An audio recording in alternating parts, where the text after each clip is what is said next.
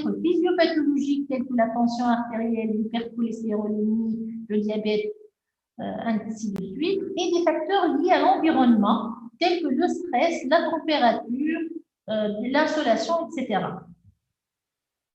Alors, pour les facteurs de risque modifiables, donc l'âge, c'est un facteur très important. En effet, après 55 ans, le risque d'AVC se multiplie par 2 chaque décennie, donc chaque 10 ans, donc le risque se multiplie par 2. Pour le sexe, le taux d'incidence sont multipliés par 1,25 chez l'homme par rapport à ceux de la femme. Mais parce que la femme vit un peu plus longtemps que l'homme, le nombre annuel de décès par AVC chez l'homme est supérieur à celui de la femme. Donc, les antécédents familiaux, donc un antécédent maternel ou paternel d'AVC multiplie par 2 le risque d'atteinte chez les descendants. Et pour l'ethnie, les taux d'incidence sont multipliés par 2,4 chez les Noirs et par 1,6 chez les Hispaniques par rapport aux Blancs. Concernant les facteurs de risque modifiables, donc l'hypertension, c'est le facteur le plus redoutable. Dans notre série, donc en 2019, presque les 3/4 de nos patients étaient hypertendus. C'est très, très, très alarmant. L'hypertension est d'autant plus donc, responsable de l'AVC chez les sujets jeunes. Donc, l'atteinte vasculaire est corrélée au chiffre tensionnel, surtout diastolique. Pour le diabète, le risque d'AVC chez les diabétiques est de 2 à 3 fois, donc il est 2 à 3 fois plus élevé que les sujets sains. Cet excès de risque est particulièrement marqué chez les jeunes et les femmes. Et donc, en comparant avec les non-diabétiques, le risque de développer un AVC est de 2 à 3 fois plus augmenté chez les hommes diabétiques et 3 à 6 fois plus chez les femmes diabétiques. Bien sûr, l'hypercholestérolémie accompagne presque le 1/3 des patients AVC. Le tabagisme, il inclut indépendamment de l'âge et de l'hypertension, donc, le risque d'AVC. Il a une toxicité vasculaire prouvée et les fumeurs passifs sont également exposés au risque vasculaire. Alors, l'alcoolisme, il est toujours, quelle que soit la dose, il est toujours un facteur de risque pour les AVC hémorragiques. Pour les AVC ischémiques, la relation est biphasique. Donc, pour 2 à 3 verres par jour, il est plutôt protecteur. Au-delà de 5 verres, il augmente le risque d'AVC ischémique. Actuellement, on a dans notre population une augmentation de la consommation des toxiques et ils sont impliqués dans 10% des cas des AVC. La cocaïne, c'est la plus dangereuse. On peut avoir un AVC dès les premières minutes après sa consommation, même pour la première fois. Mais les cannabis, l'héroïne, les opiacés, etc. sont également incriminés. Pour le traitement oral progestatif, donc la contraception, elle augmente le risque donc, de 3 fois chez les femmes fumeuses. Donc, si on a une femme qui a déjà qui fume, il vaut mieux ne pas prescrire donc une contraception orale. Si elle est sous contraception orale, il vaut mieux qu'elle arrête de fumer. Pour la grossesse et le postpartum, ce sont des périodes d'état prothrombotique qui augmentent également le risque d'AVC. Et c'est surtout au niveau du 3e trimestre de la grossesse et pendant les premières semaines du postpartum. Alors, pour la migraine, elle est fréquente chez les femmes. C'est un facteur de risque vasculaire, mais pas seul, mais en association avec le tabagisme et la contraception. Donc, tabagisme, contraception et migraine, c'est vraiment un risque très significatif d'AVC. Alors, pour éviter en fin de compte ces facteurs de risque surtout modifiables, donc la solution est dans notre régime méditerranéen qui est riche en légumes, en fruits, en antioxydants, qui est riche en oméga 3 via les poissons, bien sûr avec un mode de vie sain, donc à une activité physique régulière. Actuellement, donc, on a un autre risque qui s'ajoute au facteur de risque vasculaire qui est le Covid-19.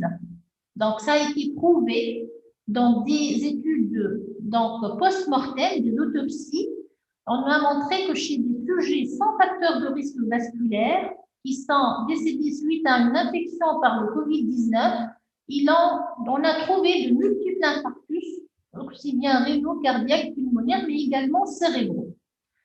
Le Covid-19, il a une action directe, donc puisque pour pénétrer dans la cellulote qui se lie à l'ACE2, qui est localisée dans les voies respiratoires, dans l'intestin grêle, dans les cellules immunitaires, mais également dans les cellules endothéliales des artères, des veines et du nucléus artériel. Donc, le Covid-19, il donne beaucoup de complications cardiovasculaires, à savoir donc l'IDM, la myocardite, l'ACPA paroxystique, et il donne un état d'hypercoagulité avec une CIVD carrément, qui dans sa phase prothrombotique va donc occasionner une thrombose veineuse cérébrale ou des AVC ischémiques, et dans sa phase hémorragique peut être donc à l'origine d'AVC hémorragique. Alors, concernant la physiopathologie de l'ischémie cérébrale, donc il faut savoir que le cerveau c'est un petit, donc relativement petit organe, donc il constitue uniquement 2% de la masse corporelle, mais il consomme beaucoup d'énergie et donc il reçoit 15% du débit sanguin, 20% de la consommation d'oxygène. Le fonctionnement cérébral nécessite un apport sanguin constant en oxygène et en glucose. Pourquoi? Parce qu'il n'a pas de réserve. Donc, l'absence de réserve fait que toute réduction aiguë du flux artériel sera responsable d'une souffrance du parenchyme, bien sûr, dans le territoire de l'artère oculaire. Donc, les ischémies cérébrales résultent d'une diminution drastique et soudaine du flux sanguin. Et donc l'étendue de la zone ischémie dépendra de la mise en jeu de systèmes de suppléance artérielle et de leur qualité. Il faut savoir que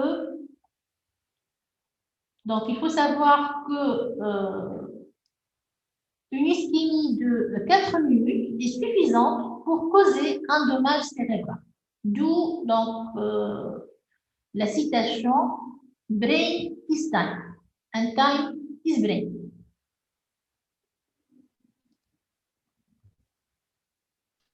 Madame? Oui. Madame, سامحني قصيتك. Madame, juste ما عندناش ليان يوتيوب باش نجمو نشوفو من بعد. وزي كيف ما عندناش support du cours. Le support du cours va être envoyé sur le modèle. Le lien YouTube va être donc comme بعد l'enregistrement هذا. Madame, c'est marrant. Ah d'accord, on est pas chez ça. Voilà. Madame, en fait, le support de cours, je ne tape en parallèle. On est en train de suivre passivement. انت تحكي وحنا نتفرجوك مع الخط دابيتود السيبور يتبعث قبل معناتها وانت تحكي وحنا ناخذوا في لي رومارك على الديابو نتاعك فهمت سي سيبور اللي باش نقراو منه فهمت كونت هذاك علاش ماذا بينا كان تبعثوا معناتها باش نتبعوا معكم باراليل لي رومارك اللي تقولهم نقيدوهم نركزوا على شنو باش نحكيو على شنو باش نقراو اسونسيالمون خاطر هكا انت تقري وحنا نتفرجوا برا معناها فهمت ما عندناش ان سيبور باش نتبعوا عليه اي مدام معناتها كي باش تبعثوا لنا بعد السيونس نقصي على لونسينيمون باش نشوف كيفاش تبعث السبور ما نعرفش حتى كيفاش نبعثوا سي لي شو سي ليكيب دو ميدياتيك ما فماش معناتها حد من ليكيب تكنيك بحذاك تو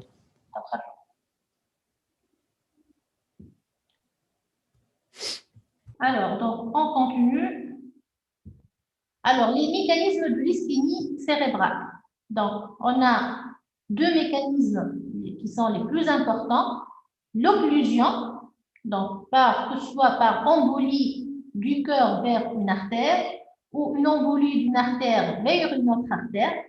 Ça peut être une thrombose locale, surtout par l'athérosclérose. Ça peut être une atteinte des artères perforantes par une pathologie de la paroi artérielle qu'on appelle l'hypohyalinose, dans un contexte surtout d'hypertension ou de diabète, qui se traduit par des infarctus cérébraux de petite taille. Le spasme artériel complique fréquemment les hémorragies méningées et parfois c'est l'hyperviscosité sanguine par polyglobulie ou dans le cadre du myélome ou un déficit de protéines de coagulation qui peut être responsable de l'AVC ischémique et ça se voit surtout chez les sujets jeunes. Donc, pour le mécanisme hémodynamique, donc, une chute de la perfusion cérébrale sans perfusion, soit par sténose artérielle ou parfois dans les cas d'arrêt cardiaque. Généralement, dans ces cas donc, de mécanisme hémodynamique, on a un infarctus jonctionnel entre deux territoires, donc ce qu'on appelle la perfusion du dernier trait.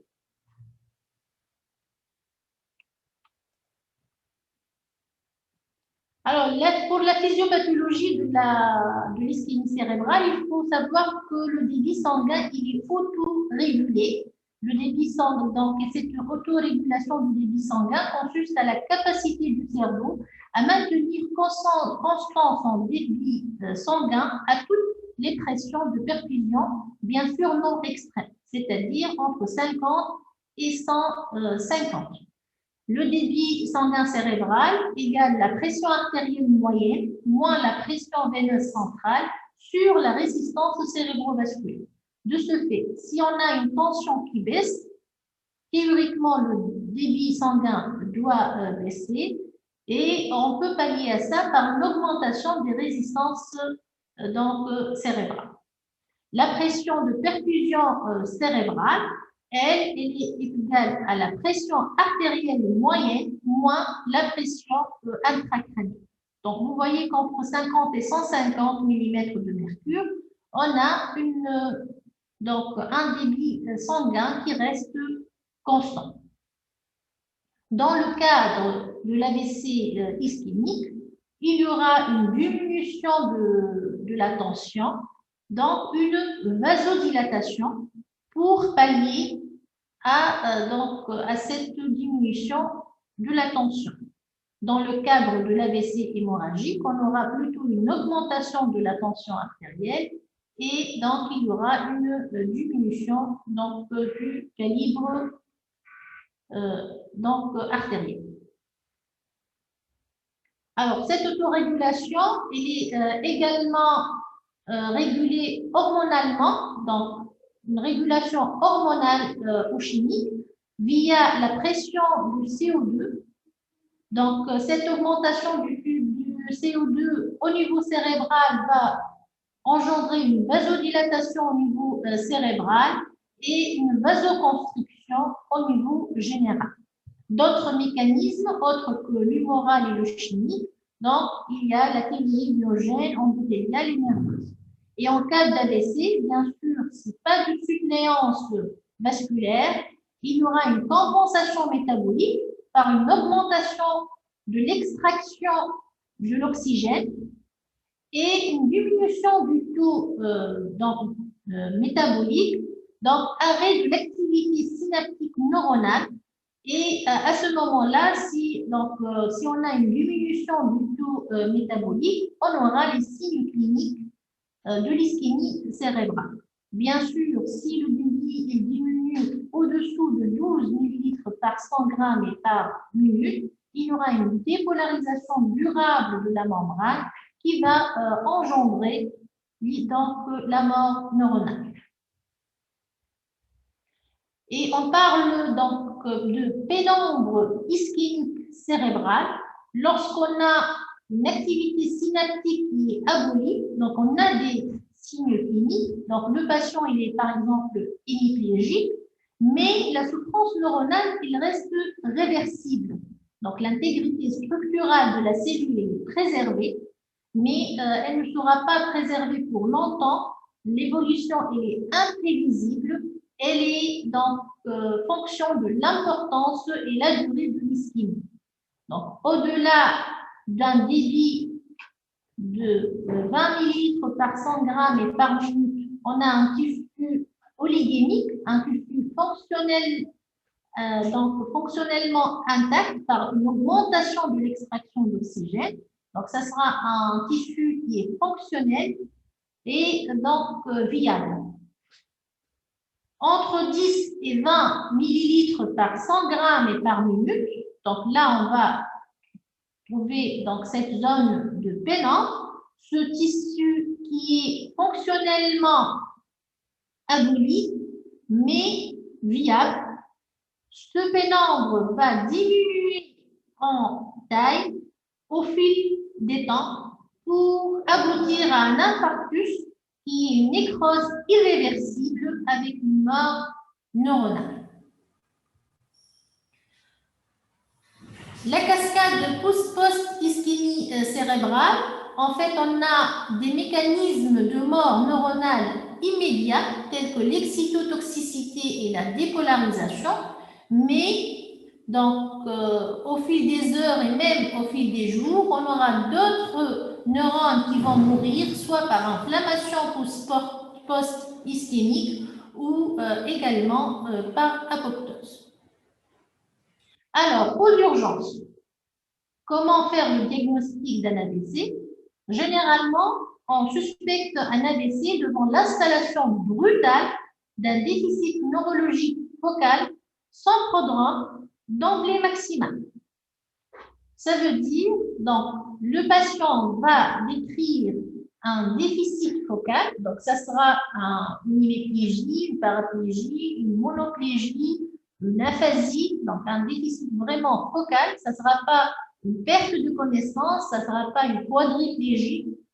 Et donc, c'est vraiment d'installation brutale, donc le patient, il est capable de dire quand vraiment l'instant T du début des symptômes. Et c'est sans prodrome, donc ça, on ne le sent pas venir, et d'emblée maximale. Donc, il n'y a pas une aggravation au fil des temps. Bien sûr, si on a cette symptomatologie chez un patient athéromateux, ayant hypertendu, qui a déjà une cardiopathie, on est plus orienté vers la pathologie vasculaire. Et si on a un trouble neurologique qui correspond à un territoire artériel, on serait encore plus donc, sûr de notre diagnostic. Bien sûr, sur le plan clinique, il faut d'emblée chercher les signes de gravité qui sont les troubles de la conscience, les troubles de la déglutition et l'atteinte respiratoire. Et si on a des signes de gravité, le patient sera plutôt hospitalisé dans un milieu de réanimation. Alors, dans le contexte actuel du Covid, donc l'INEA Santé, en association avec le Collège national de neurologie et l'Association tunisienne de neurologie, ont rédigé des recommandations de prise en charge du patient suspect ou atteint de la COVID-19 en neurologie. Et devant un épisode neurologique central aigu, si on suspecte un Covid, bien sûr, donc en absence vu la non-disponibilité actuelle et la non-généralisation des tests rapides, on peut s'aider du scanner thoracique. Donc, on fait le scanner cérébral et le scanner thoracique pour s'orienter et décider si le patient il est plutôt Covid plus ou Covid moins. Alors, pour les infarctus cérébraux, donc les AVC ischémiques, l'ischémie, elle peut être totale et durable, donc le déficit neurologique est définitif. On parle de ramollissement, on parle d'infarctus cérébral ou d'accident ischémique cérébral constitué. L'ischémie peut être également totale, mais de très courte durée. Donc, le déficit neurologique est dans ce cas transitoire, qui sera régressif en moins de 1 heure sans lésion visible sur l'imagerie cérébrale. Et là, c'est la définition de l'accident ischémique transitoire, ou ce qu'on appelle également AIT. Donc, c'est pas généralement, c'est pas vraiment un infarctus cérébral, mais un simple dysfonctionnement transitoire des neurones. Donc, c'est en fin de compte une revascularisation physiologique donc, de l'artère. Sur le plan anatomique, je rappelle que le cerveau il est irrigué par deux systèmes, le système vertébro-basilaire, donc postérieur, et un système carotidien antérieur. Donc, ces deux systèmes sont dotés d'un réseau anastomotique plus ou moins développé selon les individus, qui est complet dans 50% des sujets. Donc, c'est surtout le polygone de Lys avec une artère communicante antérieure et deux artères communicantes postérieures. D'autres réseaux anastomotiques, tels que les collatérales de la carotide externe, les branches pénétrantes ou perforantes, peuvent également suppléer et supplémenter les artères occluses. Et ça permet une protection du cerveau au cours des épisodes d'ischémie. Alors, les artères terminales carotidiennes vont irriguer schématiquement, globalement, l'encéphale. Donc, l'artère cérébrale moyenne va vasculariser plutôt la partie latérale du cerveau.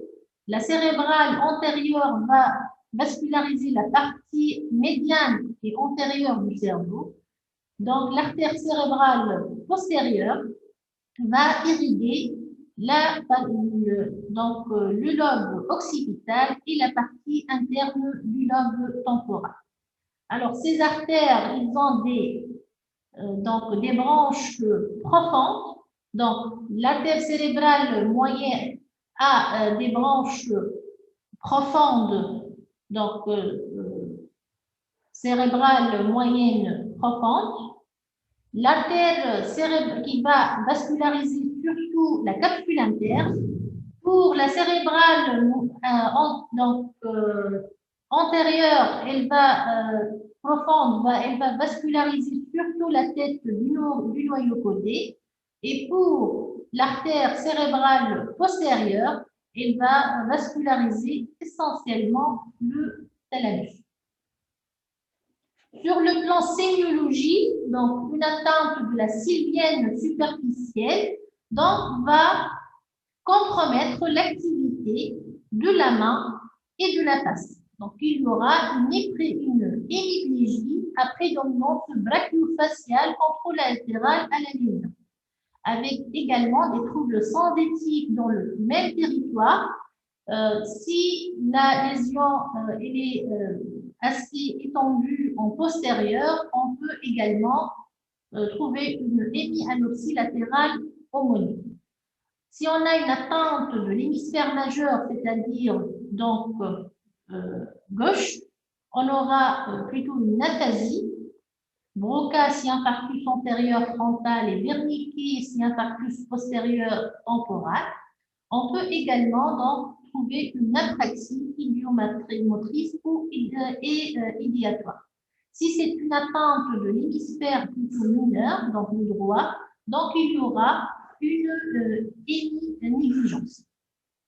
Pour la sylvienne profonde, donc la cérébrale moyenne profonde, comme ça va toucher plutôt la capsule interne, donc on aura une hémiplégie totale, massive, proportionnelle, contralatérale à la lésion.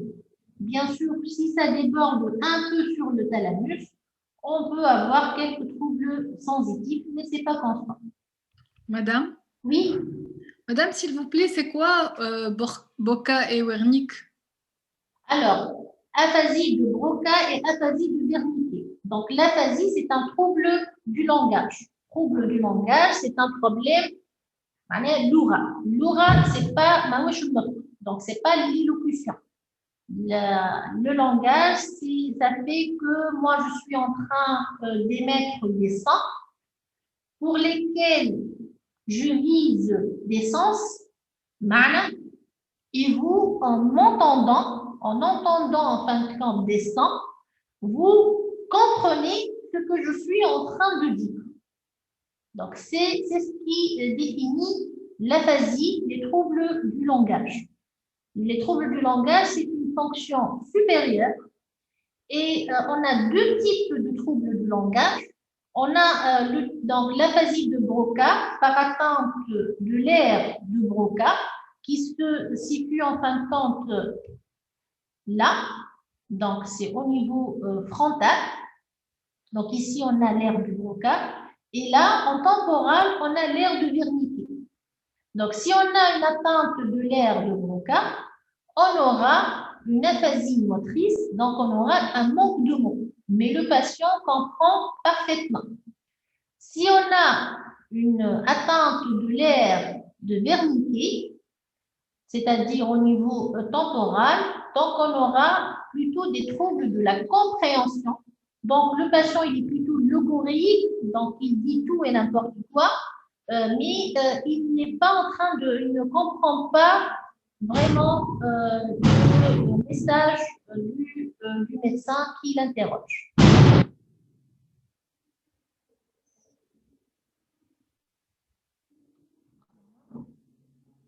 Voilà.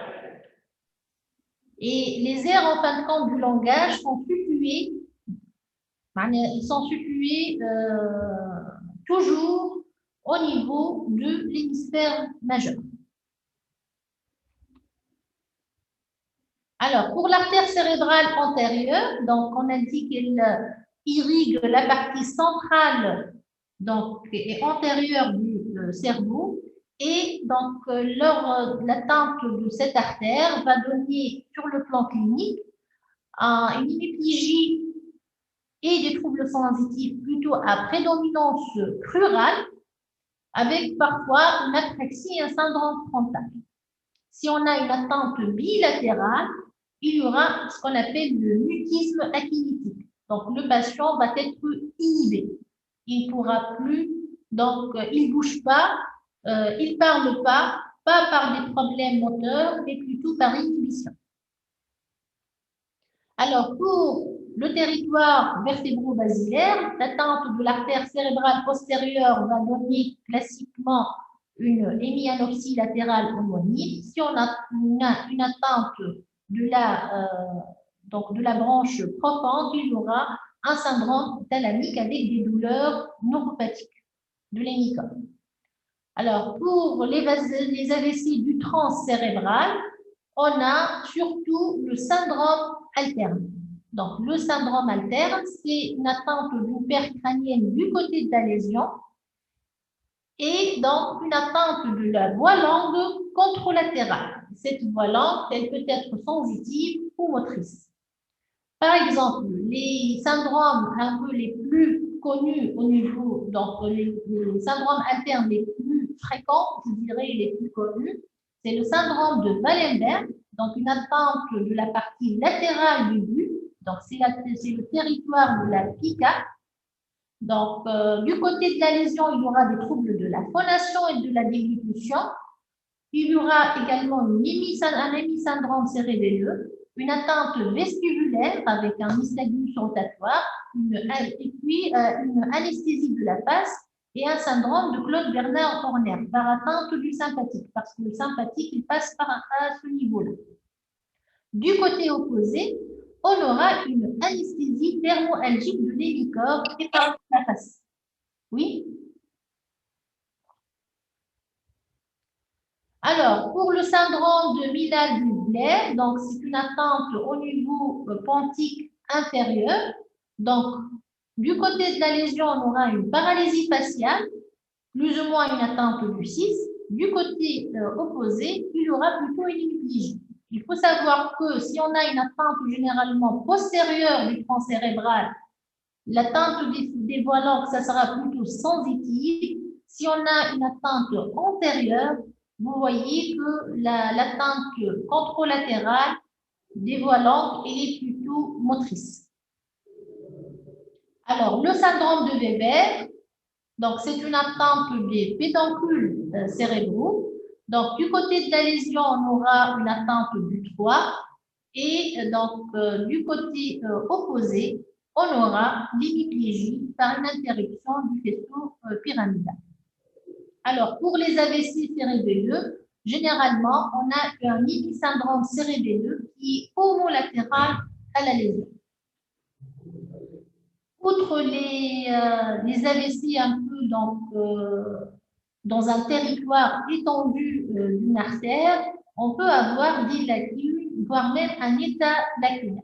Et les lacunes sont définies par des petites cavités de 5 à 15 mm de diamètre qui résultent de micro-infarctus et siègent souvent au niveau des noyaux gris centraux, dans la protubérance, donc c'est vraiment dans les territoires profonds. Et leur nombre, il varie d'une lacune à plusieurs, parfois dizaines de lacunes définissant l'état lacunaire. Ils sont généralement rencontrés dans le cadre des hypertensions artérielles chroniques mal équilibrées associées ou non au diabète. Sur le plan clinique, donc l'état lacunaire, il se manifeste par un syndrome pseudo-bulbaire qui associe une dysarthrie, des troubles de la déglutition, un faciès qui est atteint, rire et pleurs spasmodiques incontrôlés, une marche à petits pas, un signe de babencie bilatérale et division impérieuse. Il est secondaire à une atteinte bilatérale du faisceau pyramidal. Pour les diagnostics différenciés, donc de l'accident ischémique transitoire, bien sûr, la migraine, avec ou sans aura, et l'épilepsie focale, donc avec un déficit post-critique transitoire. Mais pour les accidents ischémiques cérébraux constitués, donc, il peut s'agir d'hématome sous-dural chronique, de tumeur cérébrale qui assénie ou carrément d'abcès ou tuberculose cérébrale. Sur le plan étiologique de l'accident ischémique cérébral, en premier lieu, on a l'athérosclérose, puis on a les cardiopathies emboligènes, à savoir les valvulopathies, les troubles du rythme, que ce soit permanent ou paroxystique. Donc, si on fait un ECG le jour de l'admission, il est normal, ça n'exclut pas l'hypothèse que le patient ait un trouble du rythme paroxystique, donc il faut faire une Holter ECG. L'infarctus du myocarde peut s'accompagner également d'accidents vasculaires cérébrales. Certains chantent également, bien sûr. Donc, il y a d'autres également causes, telles que les traumatismes du cou, la dissection d'une carotide ou d'une vertébrale, les hémopathies, telles que les polyglobulies, les drépanocytoses et les troubles de la crasse sanguine, la prise de progestative et donc les angiodysplasies telles que la maladie pulmonaire moyenne. Alors, pour le sujet âgé, c'est surtout l'athérosclérose et les cardiopathies emboligènes. Donc, pour le bilan étiologique, donc il faut systématiquement faire un bilan biologique, l'effet de récréate de glycémie, bilan lipidique et bilan d'hémostase. Il faut faire le bilan vasculaire, il faut examiner les artères du patient, soit par échodoplaire, des troncs supraortiques ou par angioscan, voire même on peut faire des angio-IRM, surtout si on donc, suspecte une dissection artérielle, et bien sûr un bilan cardiologique avec une radiographie du thorax, un ECG, voire même Holter rythmique et échographie cardiaque. Donc, pour le sujet jeune, il y a panoplie. Le bilan étiologique. Le bilan, sont systématiques. Le bilan biologique. Alors, complet, généralement, de façon systématique, on fait un bilan biologique, un bilan vasculaire et un bilan cardiaque. Bon, ça dépend de l'orientation. On va donc prescrire un peu les bilans de façon plus élargie. Donc, si déjà, sur le plan cardiaque, si on a déjà sur l'ECG une ACFA, ce n'est plus la peine de faire l'Holter. Si l'ECG est normal et on suspecte une ACFA, donc là, on passe à l'Holter. L'échographie cardiaque également. Donc, parfois, on en a besoin, parfois non. Mais de toutes les façons, le bilan cardiaque, il doit être fait. Le bilan vasculaire, donc il peut se résumer, donc minimum, il faut minimum faire une échodoplaire. Mais si on a une suspicion, par exemple, de dissection et que l'écho n'est pas vraiment concluante, on peut demander un angioscan ou un angio-IRM.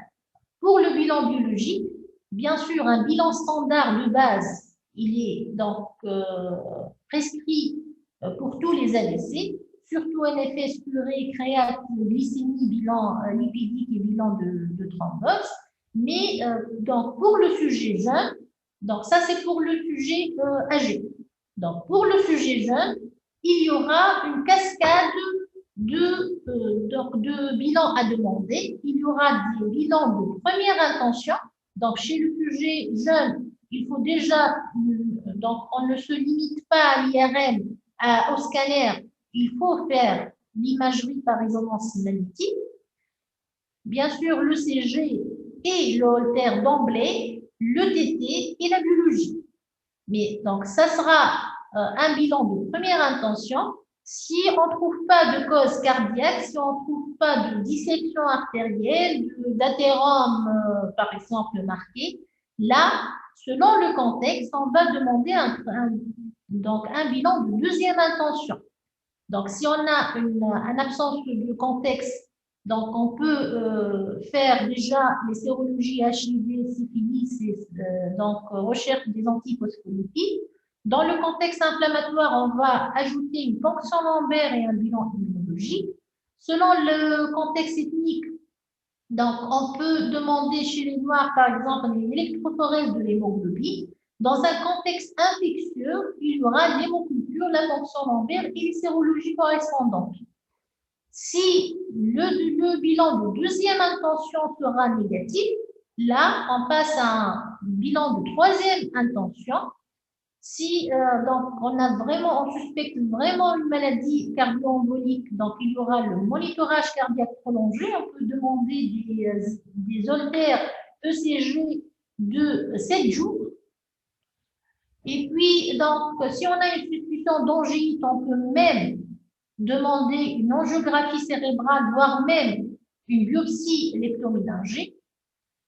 Bien sûr, si donc on suspecte une homocystéinémie, donc on va doser l'homocystéinie. Et dans un contexte héréditaire, si on a des cas similaires dans la famille, donc on peut donc demander une biopsie musculaire à la recherche de maladies mitochondriales. On peut donc faire la biologie moléculaire à la recherche de mutation de la maladie CADASIL, qui est une maladie héréditaire, donc avec des accidents vasculaires cérébraux et des démences héréditaires. Et donc, on peut doser l'alpha-galactosidase dans la recherche de maladies de Fabry s'il s'agit d'un jeune homme avec des cas similaires dans la famille. Donc, si on fait tout et on ne trouve rien, là, on peut parler d'infarctus cérébral cryptogénique. Pourquoi cette cascade? Première intention, deuxième, troisième. Parce que ça coûte très cher.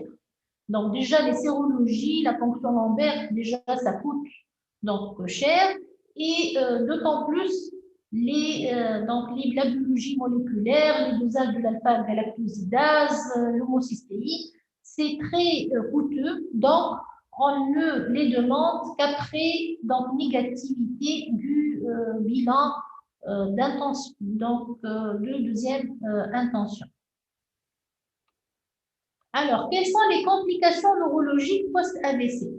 En premier lieu, bien sûr, l'œdème cérébral, surtout lorsqu'il s'agit d'un AVC sylvien total. Donc, si c'est sylvien et profond, donc par une occlusion de l'artère cérébrale moyenne à son origine, donc on craint l'AVC, ce qu'on appelle malin, avec un œdème cérébral, voire même important, déviation de la ligne médiane, et on craint à ce moment-là même l'engagement cérébral. Bien sûr, la transformation hémorragique, un AVC ischémique peut donc se compliquer d'une transformation hémorragique d'un sang nouveau. Ça reste toujours de l'ischémie. Donc, ce n'est pas un AVC hémorragique. Il peut se compliquer de crise épileptique généralement lorsqu'on a une atteinte corticale. Et cette crise épileptique peut être précoce, donc lors de l'installation de l'AVC, comme elle peut donc survenir plusieurs carrément mois, jours ou mois post-AVC. Parmi les complications neurologiques également, c'est la récidive de l'AVC. Donc, il faut éviter la récidive. Un patient qui a un AVC a plus de risque de faire un deuxième. Donc, il faut commencer la prévention secondaire très tôt. Les AVC peuvent se compliquer de troubles du sommeil, de délirants, de céphalées et même de douleurs neuropathiques centrales en cas d'atteinte du thalamus. Alors, pour les complications médicales, on peut avoir des complications cardiaques, une hypertension artérielle, une hyperglycémie, une hyperthermie, des infections par des pneumopathies d'inhalation, une dysphagie, donc ça va donner de la malnutrition, des complications thromboemboliques par l'alitement du patient, donc on peut faire de l'embolie, donc de la thrombose veineuse du membre inférieur, mais également de l'embolie pulmonaire. Généralement, un patient qui se portait bien et à un instant T, il devient hémiplégique, aura une dépression fréquente, donc il y aura des états dépressifs donc assez fréquents. On peut avoir des incontinences urinaires, un hoquet par une atteinte de hoquet, surtout par une atteinte bulbaire, toutes les complications du décubitus, à savoir les escarres et tout. Et donc, on peut avoir une épaule douloureuse, donc une algodystrophie si on ne prend pas en charge sur le plan rééducation bien les patients hémiplégiques. Alors, quels sont les facteurs pronostiques? Les éléments de mauvais pronostic sont surtout l'âge avancé, l'AVC généralement hémorragique est plus grave que l'AVC ischémique, les troubles de la conscience, les troubles neurovégétatifs, le déficit moteur massif, donc les anomalies pupillaires et de locomotricité qui indiquent soit un AVC donc, étendu, soit donc, une atteinte butyro-cérébrale, le signe vasque bilatéral, donc qui est en faveur d'AVC multiples, et les lésions étendues sur le scanner. Alors, concernant l'hématome intracérébral, donc il est défini par une éruption de sang dans le parenchyme cérébral. Donc, on parle d'hémorragie cérébrale lorsque ce saignement est diffus, et l'hématome intracérébral, et on parle d'hématome intracérébral lorsqu'il y a une collection de sang limitée par une membrane. Donc, souvent, les deux termes sont utilisés dans un sens ou dans un autre. Ce n'est pas vraiment spécifique dans notre langage courant. Sur le plan clinique, généralement, c'est un déficit neurologique brutal, vraiment identique à l'accident ischémique cérébral. Donc, le début, il est le même, instant T, le patient, il va être hémiplégique, donc il va développer un déficit neurologique focal. Mais plusieurs éléments cliniquement sont statistiquement plus fréquents dans l'hématome que dans l'ischémie.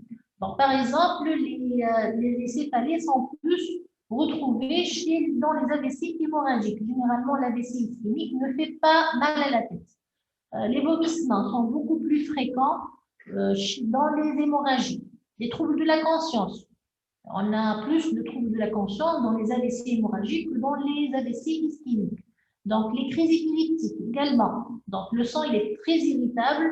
Donc, on a plus de crises épileptiques donc, dans les AVC hémorragiques que dans les AVC ischémiques. Également, donc, on peut avoir une raideur de la nuque, un faible recul, des modifications du rythme cardiaque en cas d'hémorragie. Mais il faut savoir qu'aucun signe n'est spécifique. Donc, si on est aux urgences, on est face à un patient hémiplégique d'installation, donc avec une hémiplégie d'installation brutale, on ne peut pas dire que c'est ischémique ou c'est hémorragique. Parce que même s'il est céphalalgique, vous voyez que c'est plus fréquent chez l'ischémie, mais ça se voit dans l'ischémie, c'est plus fréquent chez l'hémorragie, mais ça peut se voir également en cas d'ischémie. Donc ça, ce n'est pas vraiment spécifique, il n'y a que l'imagerie donc qui va trancher.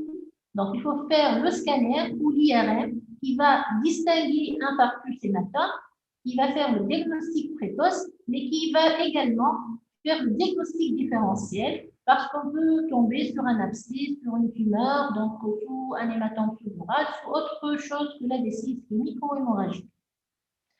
Alors, donc, pour les hémorragies cérébrales profondes, donc les hématomes du noyau gris, des noyaux gris centraux, c'est les hématomes les plus fréquemment rencontrés.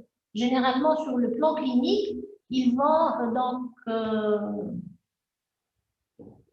ça va donner une hémiplégie totale contralatérale à la lésion. Comme c'est au niveau des noyaux gris, donc c'est à proximité de la capsule interne. Donc, ça va miner un peu l'AVC ischémique s'il vient profond. Alors, si c'est un hématome du côté dominant et qui est assez important, il va donc comprimer l'aire du langage, on aura une aphasie. Donc, si c'est du côté mineur et c'est assez important en volume, également, on peut avoir une héminégligence par une compression du parenchyme insulinien. Donc, ça peut également retentir sur les pédoncules cérébraux et donner des troubles de la conscience, des troubles oculomoteurs et même des mouvements anormaux. Pour les AVC, donc hémorragiques profonds, qui sont de grande taille, on peut avoir une déviation tonique de la tête et des yeux vers le côté lésé. Donc, on dit que le patient regarde sa lésion. Alors, sur le plan clinique, pour les hémorragies cérébrales plutôt lobaires, donc au niveau d'un lobe, pas au niveau du centre comme celle-là. Donc, au niveau lobaire, on aura plutôt des céphalées. Il y aura des crises épileptiques fréquentes puisque c'est cortical et le déficit focal il sera en fonction du lobe touché. Et généralement, pour les hémorragies cérébrales lobaires, ce sont des patients qui n'ont pas d'hypertension artérielle.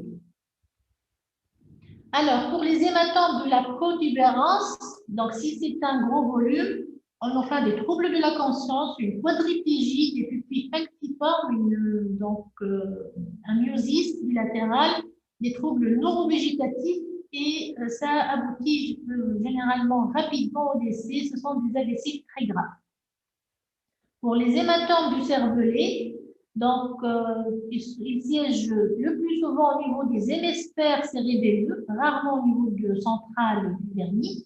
Le diagnostic il est souvent difficile. Ce sont des céphalées brutales avec des vomissements, des vertiges intenses avec impossibilité de se tenir debout. Rarement, on a un déficit moteur ou sensitif associé. Parfois, on a une dysarthrie et les troubles, si on a des troubles de la conscience, on va craindre l'hydrocéphalie aiguë par une compression de l'aqueduc. Sur le plan étiologique, l'hypertension, on la retrouve dans la moitié des cas. Donc, c'est l'étiologie la plus fréquente des AVC hémorragiques. Donc, c'était un facteur de risque pour les AVC ischémiques. Pour l'hémorragie, c'est carrément l'étiologie. Le pic hypertensif va éclater l'artère et engendrer l'AVC hémorragique. On peut avoir des AVC hémorragiques secondaires à la prise d'anticoagulants dans 10% des cas. Ça peut être secondaire à des malformations vasculaires également, dans 10% également. Mais ça peut être de causes diverses, des troubles de l'hémostase, des tumeurs cérébrales qui assainissent, un hématome suite à une thrombose veineuse cérébrale, un hématome suite à une endocardite ou une collagénose. Donc, l'angiopathie amyloïde chez le sujet âgé peut engendrer des AVC hémorragiques lobaires et la cause peut rester inconnue dans 24% des cas. Sur le plan étiologique, donc si on a un AVC hémorragique pour un patient âgé de plus de 50 ans, si c'est profond avec une hypertension, on arrête les frais. Donc là, c'est un AVC de l'hypertension. Mais si c'est Donc, un sujet agi avec un AVC plutôt lobaire, là, il faut douter et chercher une lésion sous-jacente, donc soit une malformation ou une angiopathie amyloïde ou une tumeur hyacénique. Pour les sujets jeunes, que ce soit donc un AVC hémorragique profond ou lobaire, il faut toujours explorer, il faut toujours chercher le pourquoi et faire au moins une IRM avec une angio-IRM à la recherche d'une lésion donc sous-jacente. Sur le plan pronostic, le pronostic des AVC hémorragiques, il est très grave. Donc pour les AVC ischémiques, ils ne meurent pas donc fréquemment, mais ils gardent des séquelles importantes. Pour les AVC hémorragiques, c'est presque dans 26 à 45% des cas létals. Donc, ce sont des AVC généralement graves, mais s'ils survivent, ils auront un pronostic fonctionnel meilleur. Ils vont pouvoir s'améliorer mieux que les AVC ischémiques. Donc, bien sûr, les éléments de mauvais pronostic, c'est l'hyperthermie, c'est l'âge supérieur à 65 ans, le déficit qui atteint les membres inférieurs, la déviation des structures médianes sur le scanner, donc l'engagement, et bien sûr la contamination ventriculaire affectant le quatrième ventricule. Alors, en conclusion, donc pour la partie artérielle, donc l'AVC, c'est un problème de santé publique en Tunisie. Donc, c'est vraiment la première cause de mortalité et d'handicap en association avec l'infarctus du myocarde. Le diagnostic positif d'un AVC est généralement clinique. Donc, nous, lorsqu'on appelle l'urgence, le médecin nous appelle en disant que j'ai un AVC. On est vraiment sur le plan clinique, presque, je ne dirais pas toujours, mais fréquemment sur du diagnostic. Ceci dit, l'imagerie s'impose pour différencier l'AVC ischémique de l'hémorragie. Les facteurs de risque, il faut savoir qu'il y a des facteurs de risque qui ne sont pas modifiables, donc là, on ne peut pas vraiment agir, mais la présence de facteurs de risque modifiables fait qu'il faut vraiment bien agir sur le plan prévention primaire pour diminuer la fréquence des AVC et secondaire pour diminuer également la récidive de ces AVC. Alors, on passe au versant veineux, donc les thromboses veineuses cérébrales.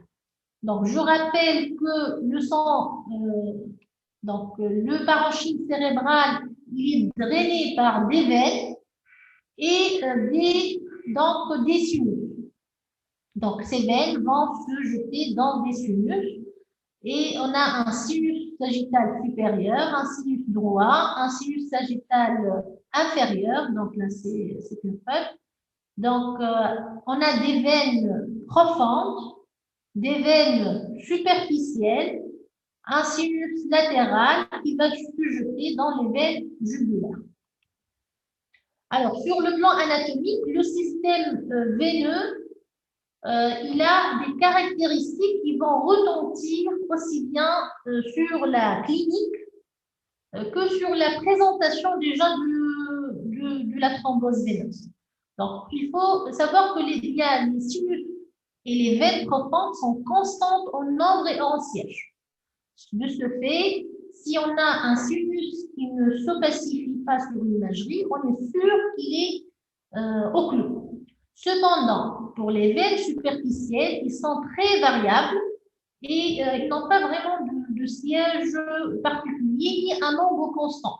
De ce fait, donc sur une angio, on ne peut pas dire que cette veine, il manque 2 ou 3 veines superficielles.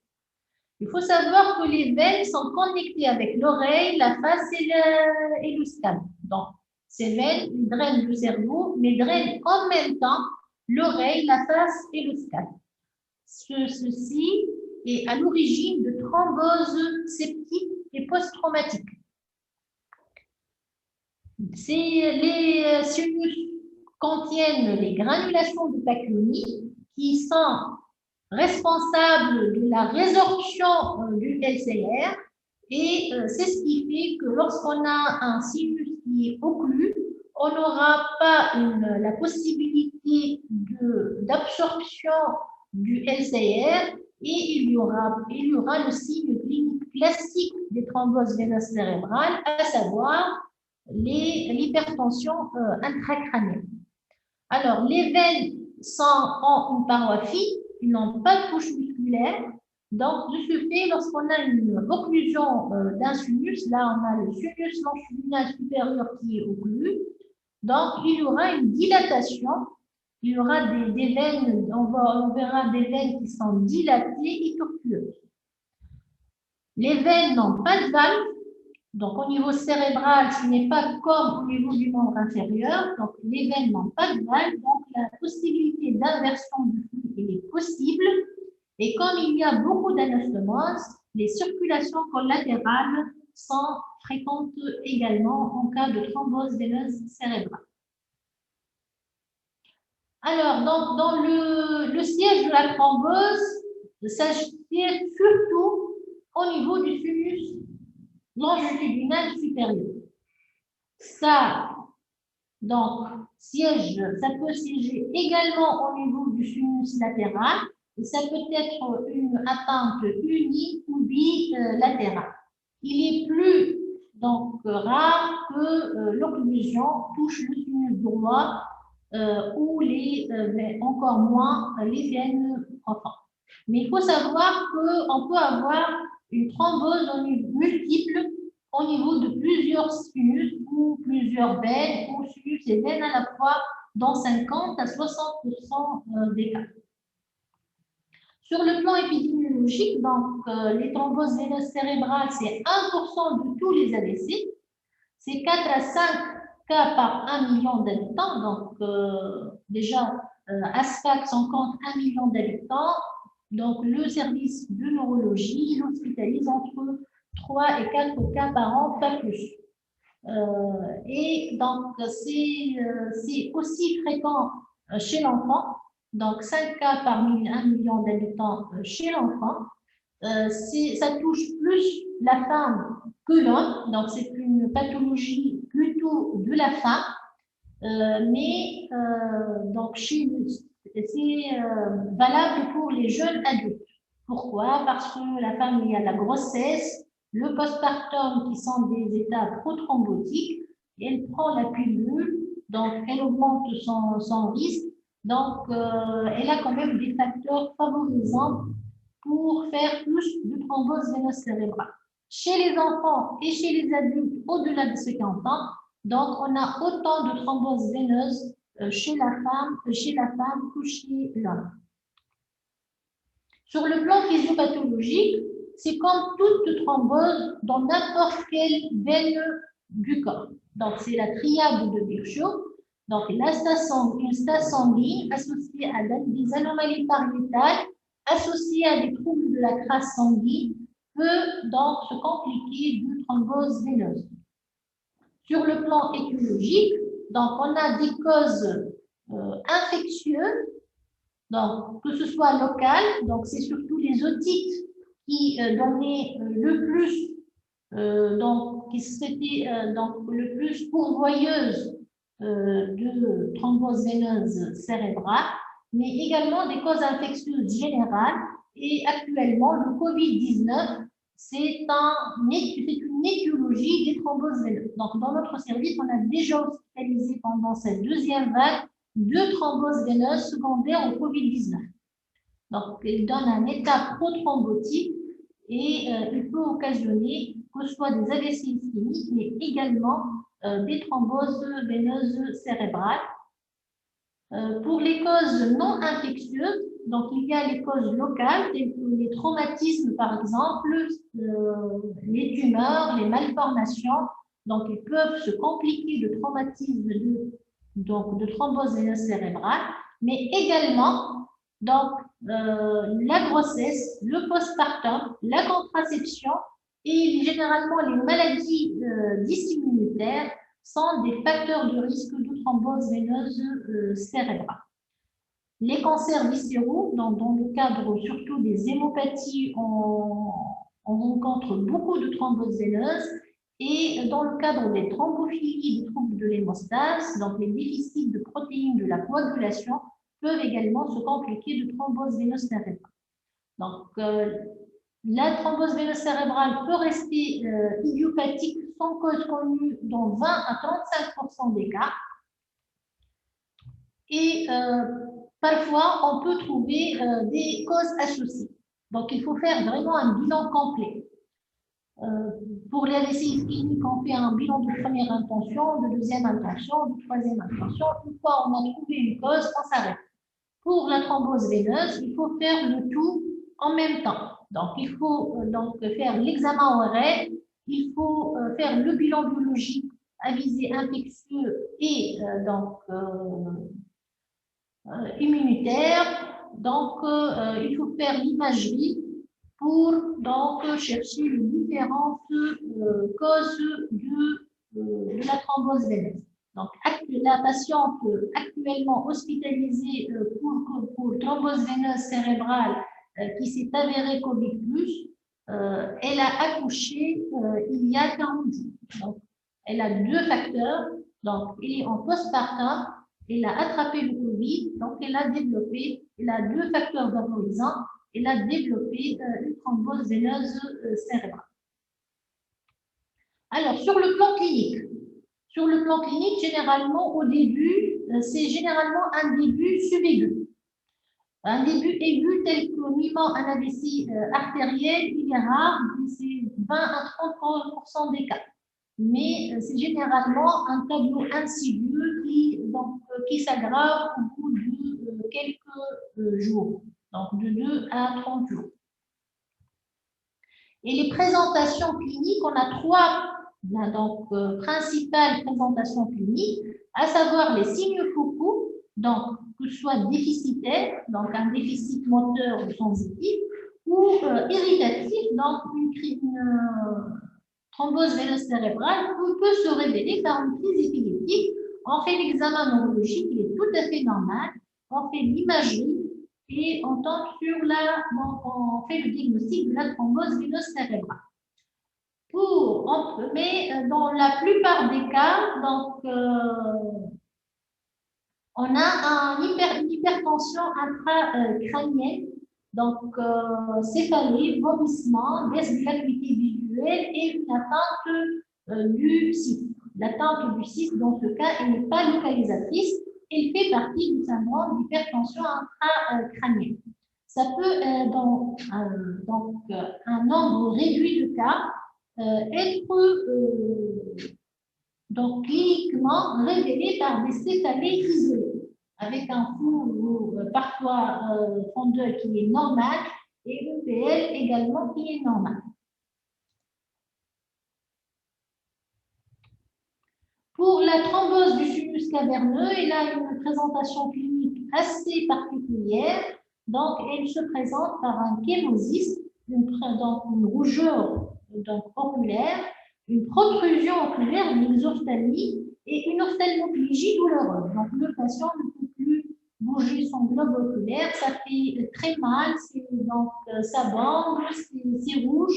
Là, il faut faire l'imagerie cérébrale et chercher un blocage du drainage du globe oculaire au niveau du sinus caverneux. C'est une forme assez sévère et assez grave. Alors, l'atteinte des nerfs crâniens, donc à part le 6 qui fait partie en fin de compte du syndrome d'hypertension intracrânienne, l'atteinte des nerfs crâniens, il est rare dans le cas de thrombose veineuse cérébrale. Mais elle peut quand même se voir si on a des thromboses qui vont entraver le drainage veineux du tronc cérébral. Il y a parfois des présentations qui sont inhabituelles, donc une confusion avec troubles psychiatriques isolés, l'atteinte isolée d'un nerf crânien, un tableau simulant un peu un accident ischémique, des céphalées isolées ou inhabituelles. Donc, ça peut compliquer une fonction lombaire, ça peut donner des céphalées en coup de tonnerre, parfois des céphalées mimant une migraine, Mais il faut savoir qu'il ne faut pas quand même généraliser les scanners. Il ne faut pas faire des scanners à tous les patients céphalalgiques parce que de toutes les façons, presque la moitié des femmes sont migraineuses. Donc, on ne va pas s'amuser à leur faire des scanners à chaque épisode migraineux. Dans le contexte actuel, il y a beaucoup de stress. Donc il y a beaucoup de céphalées de tension nerveuse. Il y a également les céphalées post-grippales, il y a les céphalées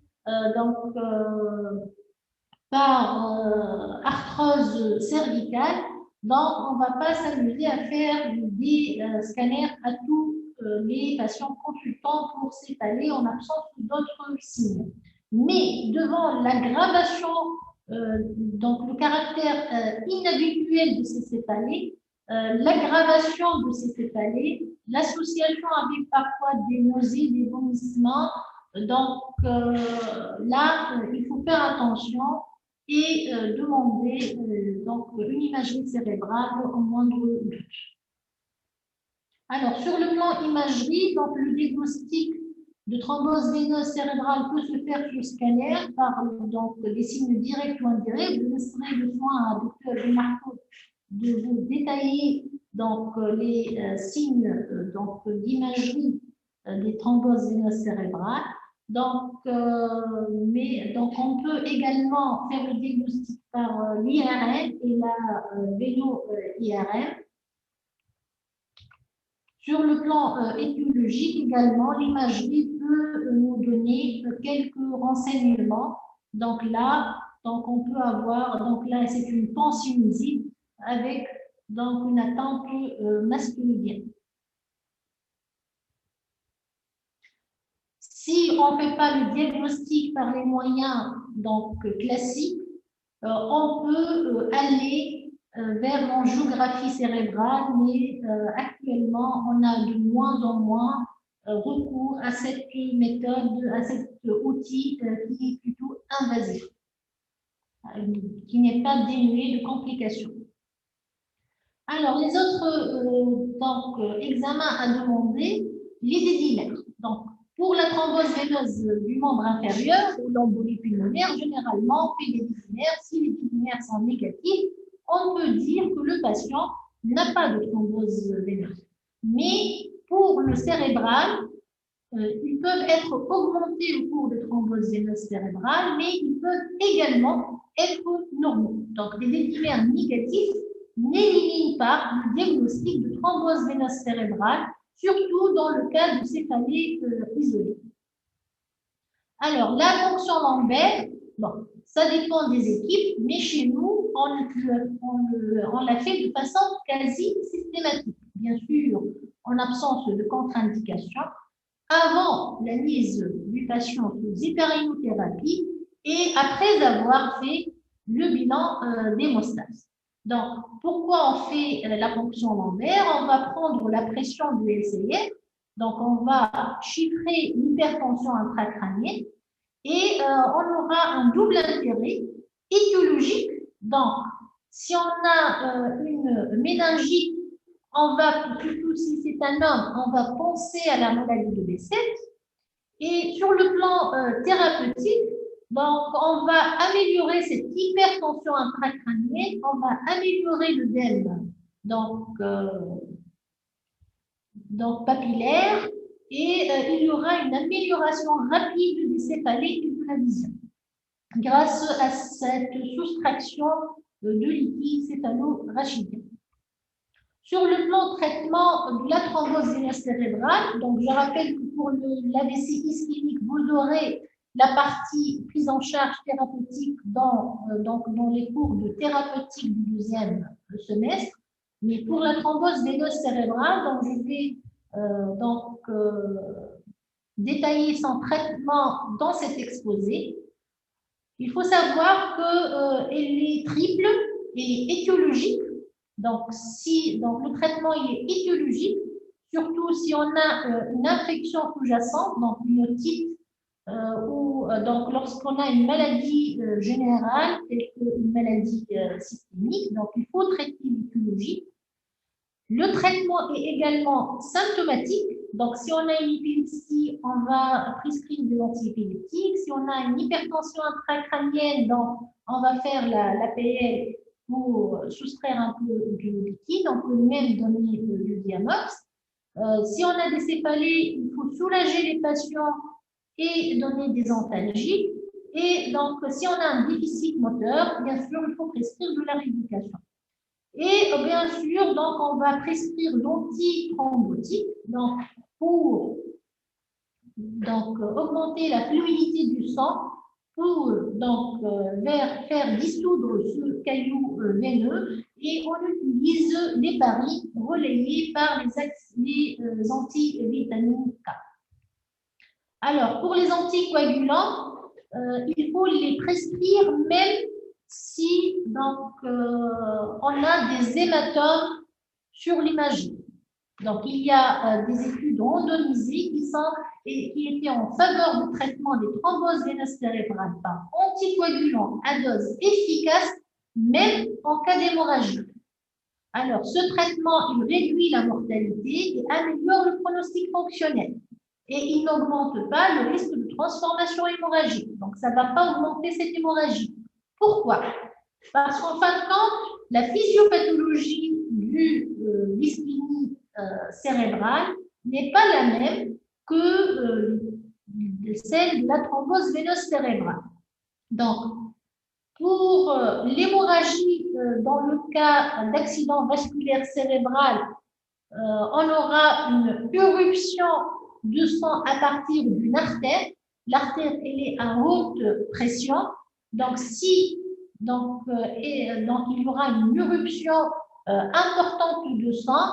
Et si on donne un anticoagulant, si cette artère va se colmater, on va inhiber cette cicatrisation des artères et on va aggraver la situation. Alors, pour le saignement au cours des thromboses veineuses cérébrales, il y a une physiopathologie différente. Donc, c'est un défaut de drainage. Donc, c'est un blocage qui fait qu'on a une augmentation de la pression au niveau capillaire et une extravasation du sang par blocage du sang. Donc, si on va recanaliser la veine, on va drainer le sang, on va diminuer cette pression capillaire et on va donc diminuer le risque hémorragique et on va drainer carrément même le sang qui est extravasé à ce niveau. Donc, il ne faut pas avoir peur de prescrire des anticoagulants, bien sûr, si on est sûr du diagnostic de thrombose veineuse cérébrale. Madame, je risque d'embolie. وقتاش الريسك d'embolie? نعمل anticoagulant en cas de thrombose. Donc, tu n'as pas de risque d'embolie puisque tu es dans un système veineux. Donc, l'embolie, généralement, lorsque tu es dans le système artériel. Mais dans le système veineux, donc tu vas recanaliser la veine, tu vas améliorer le drainage. Mais le thrombus ne migre généralement pas. Merci. Alors, donc pour les anticoagulants, ça j'ai déjà parlé. Donc pour les anticoagulants oraux, donc après la phase aiguë, bien sûr, le traitement de la thrombose veineuse cérébrale peut durer de 6 à 12 mois. Donc on ne va pas mettre de l'héparine pendant des mois. Il y a risque de thrombopénie et c'est un traitement qui est injectable, donc on ne va pas le prescrire à long terme. On commence par l'anticoagulation par héparine à l'hôpital et puis on va relayer par les antivitamines K parce que ce sont des comprimés, bien sûr, avec surveillance de l'INR, avec un INR cible entre 2 et 3. Donc, si on est dans le cadre du postpartum, par exemple, une thrombose veineuse post-traumatique, donc on a un facteur de risque transitoire. Donc là, 3 mois de traitement, ça suffit. Si on ne trouve pas d'étiologie, donc on fait notre bilan, on ne trouve rien, c'est une thrombose veineuse cérébrale idiopathique, le traitement donc, peut durer de 6 à 12 mois selon la gravité de la situation. Mais si jamais on a des thromboses veineuses cérébrales récidivantes ou si on a une cause qui est constante, telle qu'une thrombophilie héréditaire sévère, ou par exemple dans le cadre d'une maladie de décès, là, l'anticoagulation, c'est vraiment à vie. Il vaut mieux faire une IRM au moment de l'arrêt du traitement. Pourquoi? Pour vérifier un peu la recanalisation des veines. Il faut dire que même si on trouve des veines qui ne sont pas recanalisées, si le patient va bien cliniquement, il ne faut pas vraiment ça ne doit pas nous inciter à prolonger, par exemple, le traitement. Mais pourquoi on fait cette IRM en fin de compte? C'est pour avoir un état de référence. Si jamais dans un an, le patient se représente pour des céphalées, si on refait une IRM, on a au moins une IRM de référence sur laquelle on va juger si on a d'autres veines qui sont thrombosées. Alors, pour l'hypertension intracrânienne, donc le traitement repose bien sûr sur la PL avant héparine. Si jamais on a mis l'héparine, ça y est, il ne faut plus faire de PL. Ça repose également sur les diurétiques tels que le Diamox. Le traitement œdémateux peut donc inclure, bien sûr, dans un milieu de réanimation et dans des cas vraiment très sévères, l'hyperventilation.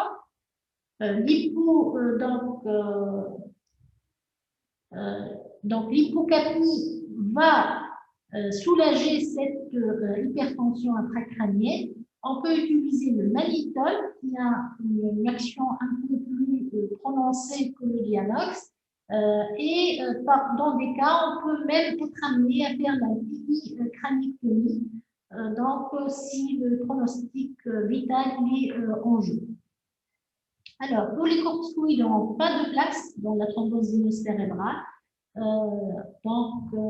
ne faut pas utiliser les corticoïdes dans le cadre de la thrombose veineuse cérébrale. Alors, le traitement antiépileptique, on peut le prescrire de façon prophylactique si jamais on a un déficit neurologique avec une lésion parenchymateuse corticale. Donc là, on est quand même autorisé à mettre un traitement antiépileptique. Si on commence un traitement antiépileptique, surtout lorsqu'on a une patient a eu déjà une crise, on peut aller jusqu'à 1 an et puis généralement on arrête le traitement antiépileptique. Alors, au long cours, bien sûr, il faut un suivi clinique neurologique, mais également ophtalmologique, puisque l'hypertension intracrânienne est très fréquente en cas de thrombose veineuse cérébrale. Le dème papillaire, on doit le suivre, la qualité visuelle doit être suivie de façon régulière. On peut reprendre le bilan étiologique si jamais le premier bilan était négatif. Il faut traiter les complications, à savoir l'épilepsie, la récidive, et donc ce qu'on craint également, c'est la fuite fulgurale. C'est exceptionnel, c'est 2% des cas, mais ça arrive que les thromboses veineuses cérébrales se compliquent de fuite fulgurale ultérieurement. Alors, s'il y a une patiente qui fait une thrombose veineuse cérébrale en postpartum ou pendant la grossesse, donc lors des grossesses ultérieures, donc on peut mettre de l'héparine pendant la grossesse et l'HDPM préventif durant également le postpartum de façon préventive. Sur le plan pronostic, 5% de mortalité à la phase aiguë, mais 80% de rémission sans séquelles. Donc, ça peut être broyant au début, hypertension, crise épileptique, parfois même des séjours en réanimation. Mais si jamais ils passent le cap, ils vont s'améliorer. Donc, même les déficits moteurs vont s'améliorer. Et donc, on a un bon vraiment pronostic fonctionnel des thromboses veineuses cérébrales. Donc, il faut vraiment jamais baisser les bras devant une thrombose veineuse cérébrale. Il faut tout faire pour sauver les patients. Alors, quels sont les facteurs de mauvais pronostic? Donc, l'hémorragie intracérébrale précoce, ça veut dire qu'il y a beaucoup de veines qui sont occluses, ce qui fait qu'il y a donc on a une augmentation de la pression capillaire et une extravasation du sang, l'âge avancé, le sexe masculin, les thromboses du système veineux profond, les thromboses du sinus latéral droit et la présence de déficit moteur.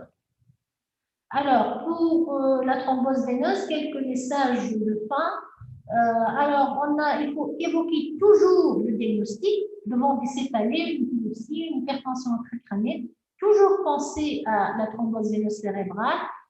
Obtenir en urgence le diagnostic, donc le mieux par une IRM, mais à défaut, on peut quand même faire donc un angio scanner.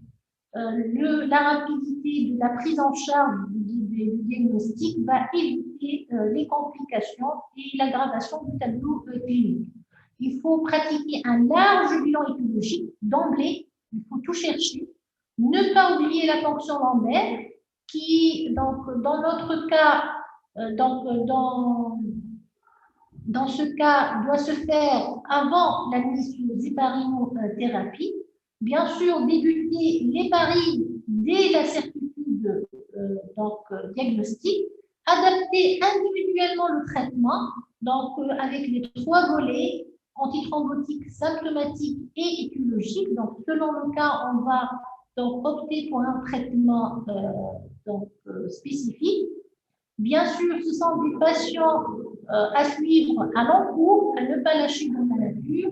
Et il faut connaître le potentiel important de récupération clinique, même en cas de tableau initial très grave. Il ne faut jamais baisser les bras devant une thrombose veineuse cérébrale.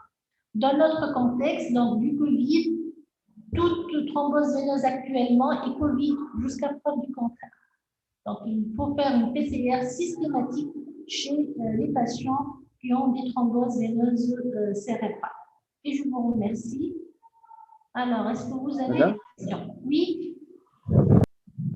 البونكسيون لومبير معناها نعملوها بعد ما نعملوا الفون دوي. بعد الفون دوي وبعد l'imagerie, le film. Donc, il ne faut pas qu'il y ait l'hypertension. نعملوها وقت اللي عندنا l'hypertension intracrânienne qui est juste secondaire à un excès de lipides. Si on a un grand infarctus veineux, on ne va pas faire la thrombose veineuse, ce sera une contre-indication. Si on a une lésion parenchymateuse importante, là, il ne faut pas faire de PL. On ne peut faire la PL qu'après avoir fait l'imagerie cérébrale et éliminer un processus intracrânien. Un processus, là, lorsqu'on dit un processus, le processus, c'est également avec toute augmentation du volume du parenchyme cérébral. مدام سينو في اللي عندي كيستيون على البارتي نتاع البارتي اسكيميك. Le syndrome de Miller-Gubler ou le syndrome de Weber ou l'AVC وهذاك اللي قبل ميلار les syndromes alternes معناها. هذوك أنا الثلاثة هذوكم ce sont des syndromes alternes ولا حتى l'AVC cérébelleux ما فهمتش معناها. Donc les syndromes alternes, c'est le syndrome de Wallenberg. Le syndrome de Wallenberg, c'est une atteinte nulle. Alors pour le syndrome de Miller-Gubler, donc c'est une atteinte du pan cérébral, donc c'est également un syndrome alterne. Pour le syndrome de Weber, également c'est un syndrome alterne, c'est une atteinte du pédoncule avec une atteinte d'un nerf du côté de la lésion et donc une atteinte motrice contralatérale. L'AVC cérébelleux, donc vous voyez qu'il y a 2 traits, donc on n'est plus dans le cadre des AVC du tronc cérébral, donc c'est un autre, c'est pas un syndrome alterne. Syndrome alterne, c'est les AVC du tronc cérébral. مدام علاش سميناهم syndrome alterne بالضبط خاطر فما alterne على خاطر paralysie. Donc, du côté de la lésion, on a l'atteinte des nerfs crâniens.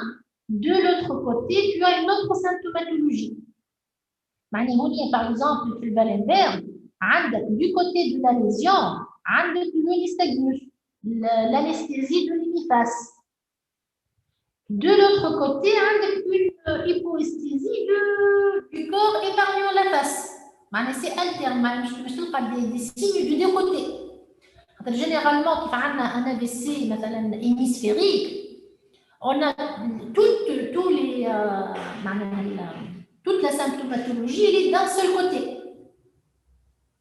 تلقاها hémiplégique معناها brachiofaciale مثلا gauche avec anesthésie brachiofaciale gauche avec héminégligence de l'hémicorps gauche معناها tous les signes sont du même côté.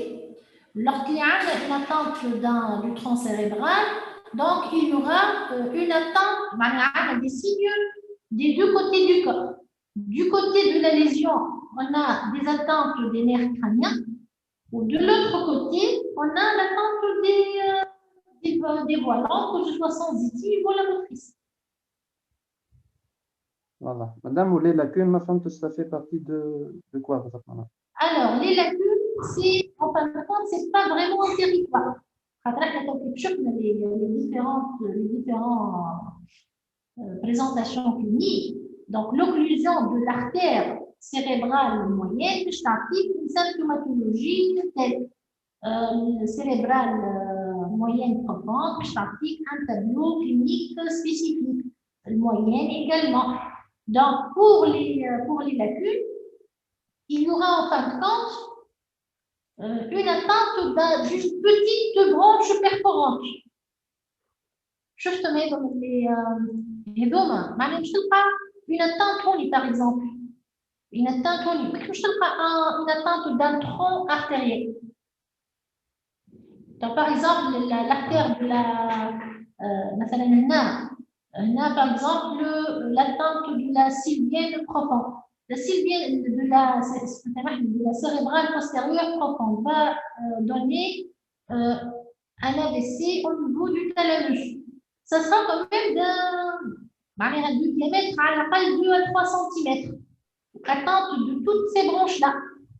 Si on a une toute petite branche qui va être occluse en distal, il y aura peut-être plutôt une lacune. La lacune, elle est de très petite taille, vraiment des points, un territoire imparti. Donc, des petites cavités de 5 à 15 mm de diamètre. C'est réparti généralement au niveau de la substance blanche. C'est la substance blanche, elle est irriguée par les branches profondes. Ok. Donc, ce n'est pas vraiment un territoire. C'est une toute petite branche qui va être, c'est une maladie des petites artères. Ah, d'accord. La dernière question, c'est la partie entre l'infarctus cérébraux et les hématomes. معناها انت علو قلت لنا في البارتي اسكيميك قسمت بار سوجي اجي وعلو في السوجي اجي ما قلتلناش ليماجري ماهيش دو بروميير انتونسيون ولا معناها اول اكزامان نعملوه هي ليماجري هي اللي غامه.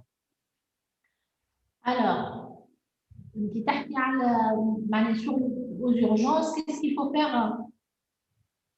اي خاطر في البارتي نتاع ليماتوم قلت لنا l'imagerie لازمنا نعملوها en urgence pour trancher est-ce que entre infarctus et hématome. Alors, احنا تو انا خاطر قريت ابي سي اسكيميك وقريت ابي سي هيموراجيك. انت كي باش يجيك من l'urgence juste معناها il va être admis pour une lourdeur par exemple de l'hémicorps droit d'installation brutale.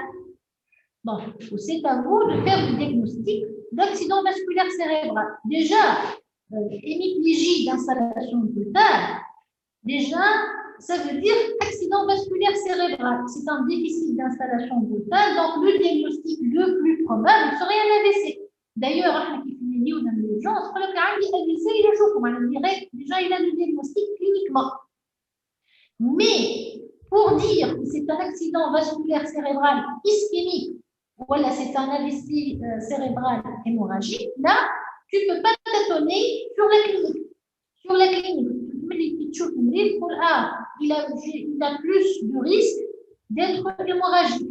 Il a des céphalées, ou tension est à 24, ou il vomit, ou il a une petite raideur méningée. Donc, ça sera plutôt un AVC hémorragique, mais tu ne pourras jamais avoir la certitude sans l'imagerie cérébrale. Donc, l'imagerie cérébrale, il y a où l'examen? هي اول اكزامان عملي بيان سور معناها يجينا مريض نعملوا اكزامان ليماجي pour voir déjà est-ce que c'est un AVC تنجم تكون حاجه اخرى تكون تومور تنجم تكون ابسي تنجم تكون n'importe quelle autre pathologie ou en plus pour différencier donc l'AVC ischémique de l'AVC hémorragique. Donc il trouve pas hyperdensité donc c'est un AVC hémorragique. Il ne trouve pas un scanner normal, voilà, une hypodensité, donc c'est un AVC ischémique. La prise en charge n'est pas du tout la même. Bon, je vais anticiper sur la partie traitement. Mais, par exemple, la tension artérielle, il faut la respecter pour l'AVC ischémique. Le vin de tension, on ne donne pas d'antihypertenseur. Ça va le protéger. Alors que si on a face à un AVC hémorragique, là, il faut plutôt baisser la tension. Mais je n'ai pas une pression intra-artérielle, je n'ai pas l'éruption sanguine. Donc, la prise en charge n'est pas du tout la même. La thrombolyse, si c'est un AVC ischémique dans les délais, mais on va donc faire la thrombolyse. Si c'est hémorragique, il ne faut même pas les paris, à bas poids moléculaire, préventif, t'as 24 heures. Donc, la prise en charge n'est pas du tout la même. Le pronostic n'est pas du tout le même. Et c'est l'imagerie qui nous fait la différence. À vue d'œil, juste tout le prix ou les signes, je trouve les dates peut-être ischémique, peut-être hémorragique, mais on ne pourra jamais être sûr. Il n'a pas de céphalée, un déficit d'installation brutale, diabétique, hypertendu, tension rétractée, ou il n'a pas de céphalée, il n'a pas de vomissement. On ne peut pas faire le scanner, c'est médico-légal, tu ne peux pas donner de l'aspégique. Et tu fais l'imagerie. Bon, l'imagerie, que je me prends au scanner, que je me prends l'IRM, selon la disponibilité des machines. Voilà. Merci. Très bien.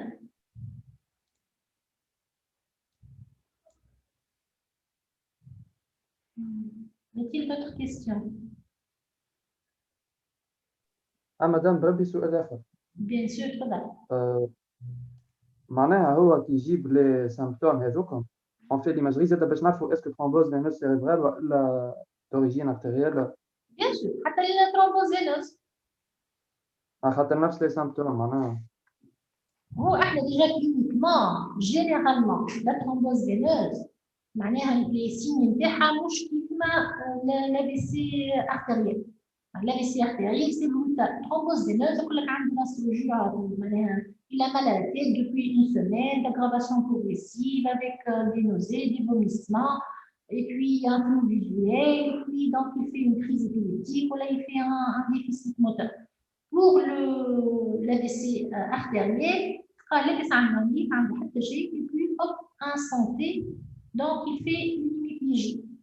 Le déficit moteur dans le cas de l'AVC ischémique, il est généralement systématisé, brachiofacial, il y a quand même donc, une systématisation du déficit. Alors que la thrombose veineuse, généralement, donc les territoires veineux sont multiples, ils ne sont pas très bien caractérisés, donc on peut trouver n'importe quel tableau clinique. Des attentes bilatérales, avec une attente du sinus longitudinal supérieur. Donc, cliniquement, déjà, ça diffère. On va, bien sûr, de l'imagerie, on va avoir plus la réponse. Est-ce que c'est une thrombose veineuse? Est-ce que c'est un AVC ischémique? Est-ce que c'est un AVC hémorragique? Ou c'est une pathologie qui n'est pas vasculaire du tout, donc tumorale, infectieuse ou autre. Alors, je vais D'accord. vous demander... Merci. Docteur, Blé, étant donné la richesse des anastomoses في الريزو فينوس cérébral, معناتها علاش إنسان يوصل يعمل une thrombose veineuse cérébrale؟ يعني si une veine est bouchée, le sang peut être drainé par autre voie. Ça, c'est sûr. D'ailleurs, on peut, parfois, on fait des imageries pour des céphalées autres, migraineuses, on trouve des séquelles de thrombose veineuse cérébrale qui sont passées inaperçues. Donc, mais si jamais on a des signes cliniques, lorsque la thrombose est étendue, et c'est vraiment, donc c'est au-delà des suppléances et ça bloque vraiment de partout.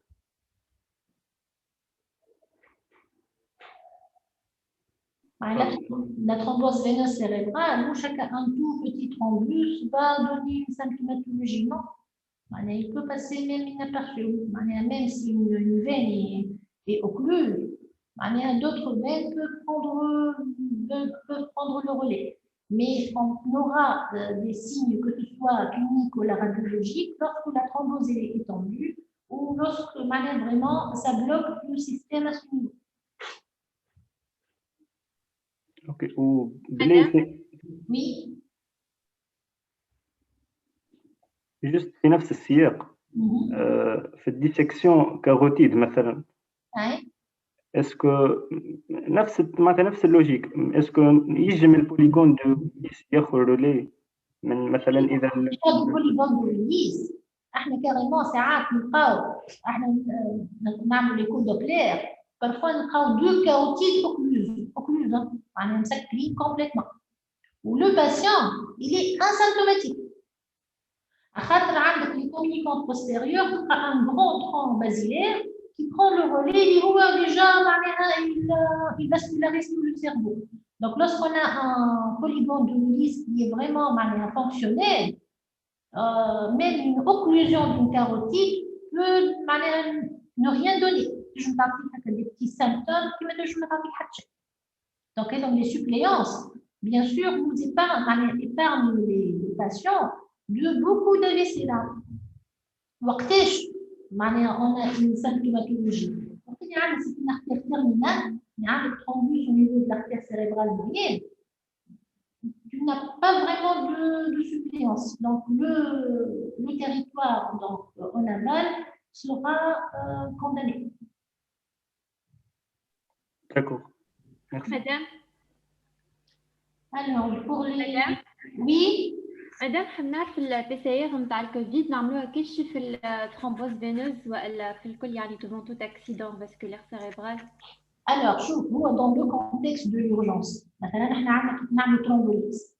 نعمل ترومبوليز معناها مشكله وين باش نرقدوا معناها dans le côté كوفيد ولا le côté معناها ماهوش كوفيد. Généralement, on peut faire le scanner thoracique pour répondre à cette question. Mais pour avoir déjà un scanner normal, donc il y a de faibles risques qu'il soit un Covid de plus. Mais, pour la thrombose veineuse, il est systématique. Devant toute thrombose veineuse, il faut faire la PCR du Covid. بالنسبة للارتérielle, كاين عندنا des signes en faveur, عندنا une fièvre, عندنا CRP positif, عندنا des déliminaires augmentés. وقتها c'est pas la peine. سامحني معناها وقتها il faut faire. أما إذا كان le bilan il est normal, il n'a pas de fièvre, il n'y a pas vraiment de contexte du tout de معناها ما حد شيء معناها خلاف la vessie en faveur du Covid ou c'est un patient d'un certain âge qui a des facteurs de risque cardiovasculaire, il est traité en tant que patient normal chez un PCR. Merci, madame.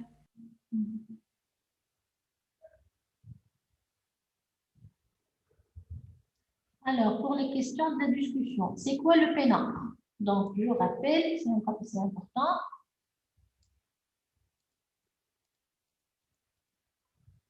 Alors, le pénombre, c'est la partie du cerveau qui va souffrir. Donc, sur le plan synaptique et sur le plan métabolique, elle va s'inhiber, elle va être inactive, mais quand on a le thrombolyse, on va repernaliser le vaisseau, elle va reprendre vie. Donc, il peut tolérer, il a des réserves d'oxygène. Il souffre, il est paralysé. Donc, il ne peut plus bouger.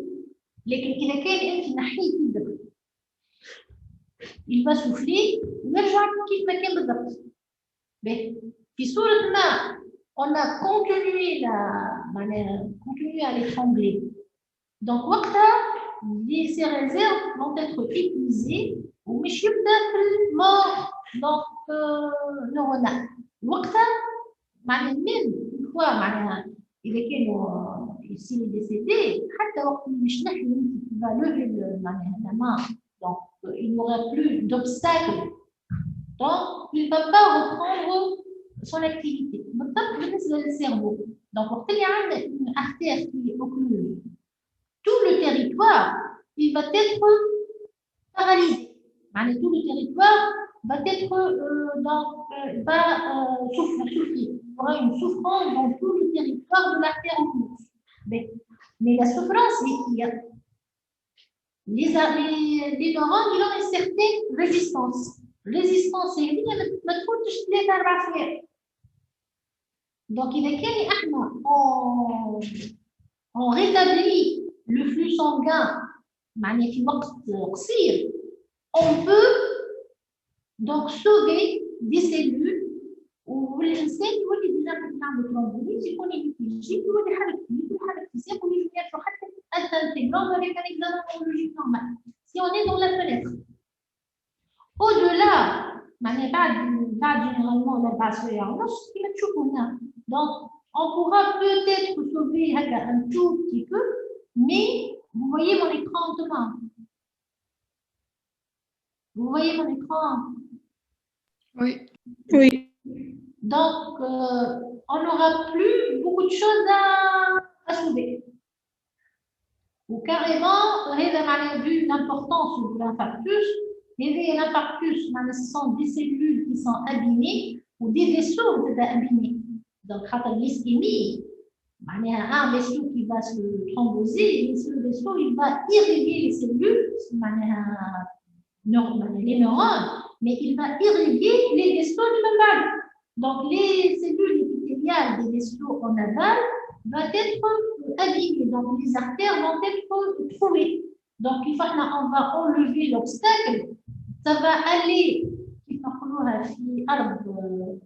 déjà endommagé, et va fuir ou va inonder le parenchyme restant.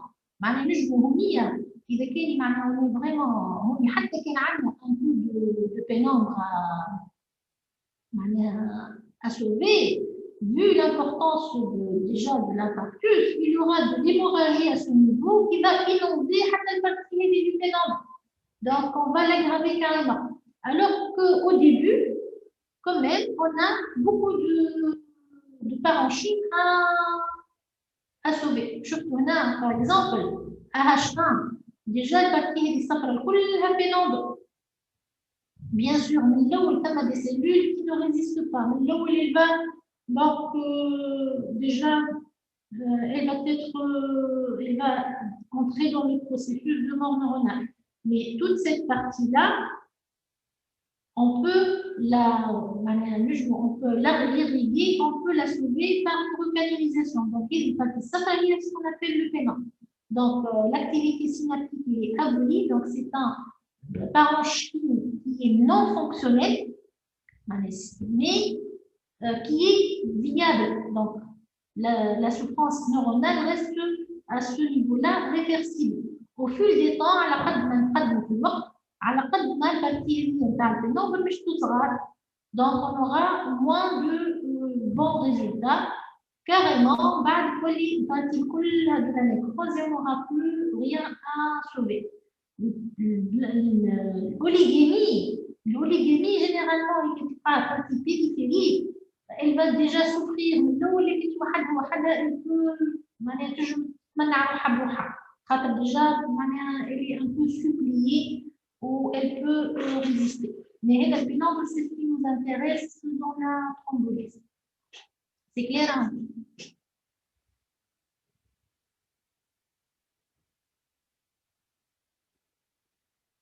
Au niveau du pénombre, qui parle de pénombre, donc le patient cliniquement qui parle d'une IPJ, il suffit donc d'une thrombolyse. Donc sur le plan clinique, mes chers amis, on a donc réversible, stade réversible. On a des signes cliniques. Donc les cellules elles souffrent, donc ils ne peuvent pas envoyer d'un flux nerveux. Donc le patient il est paralysé, mais que nous donc c'est réversible si jamais le glucose ou l'oxygène, ils vont redémarrer et refonctionner. Madame, معناتها كي نفوتوا البيريود نتاع البينومبر ça sera des pertes irréversibles. Voilà, au-delà de 4h30, ça a été elle a été évaluée à 3h, on va prendre quand même à 4h30 avec les études. À 4h30, il y a quand même encore du parenchyme à sauver. Donc, dans les 4h30, généralement, la thrombolyse est donc efficace. Au-delà des 4h30, ça y est. La partie du pénombre est déjà donc transformée en infarctus. Donc, on ne peut plus la sauver.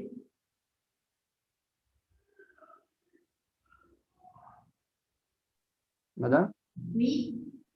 Les facteurs de risque dans l'AVC artériel, est-ce que supposé نعرفوا les détails نتاعهم avec l'âge؟ مش détails لازم نعرفوهم من قبل. معناتها كي نقول لك سيتي مثلا 4 ولا 5 فاكتور موديفيابل ولا نون موديفيابل، ديجا تعرف تفرق بين موديفيابل ونون موديفيابل وتعرف شنو معناتها فهمتكم شنو لي فاكتور دو ريسك فاسكولار. Merci. Mais le détail قداش هكا 1,6 و 1,8 وهذا كل ما يبي ممكن نحي البريزونطاسيون مانيش حابه. Merci.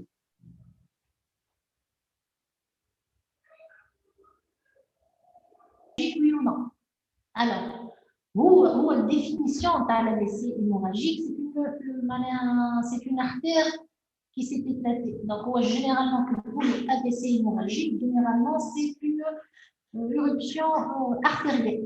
C'est artériel. Sauf que, cette thrombose veineuse, on peut avoir de l'hémorragie cérébrale. Il n'y a rien des artères, mais j'ai plutôt une hyperpression capillaire. D'ailleurs, sur le plan morphologique, de Mahfouz certainement il va le préciser. Donc, surtout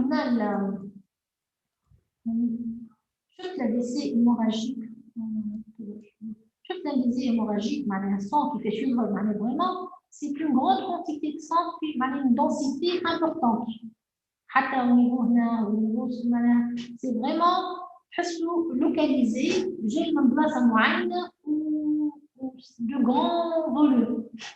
Alors que la thrombose veineuse, déjà l'hémorragie est faite.